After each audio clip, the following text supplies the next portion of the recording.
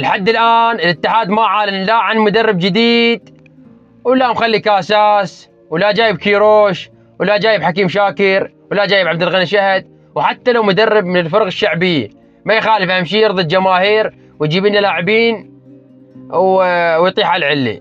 انت راح لحد الان ما اعلن عن المدرب الجديد هم يريد يعلن عن لاعبين ويدور له لاعبين زينين ويجيب مناخ وما يبقى على التفكير القديم. ولو تبقون كاساس يابا تقول ما عندنا فلوس ندفع العقد الجزائي او البينات كم. ابوك الله يرحمه طلع لكم عذر جديد منا واعلنوا على العالم تصدق. انت لحد الان ما عني عن المدرب ولا مبقين كاساس، والحكي كله باقي بس شهر لو شهرين. في شهر السادس هسه الشهر هذا راح يخلص، يعني في شهر السادس يعني شهر واحد يطلع له لاعبين. اذا تجيب اجنبي جيب لك محلي، اذا ماكو محلي. المحلي هو الناجح انا برايي.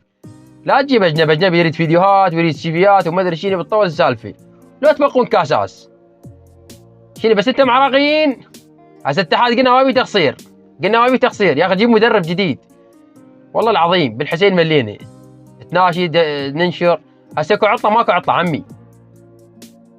هسه اذا تريد ما تريد كاساس ندفع عمي كل واحد يدفع له. هسه العراق كله اذا يدفع مليون يجيب لك 5000 مدرب. والله على 1000 تجيب لك 20000 مدرب. هذا حكي بيشي اكتبوا لي بالتعليقات وشكرا لكم.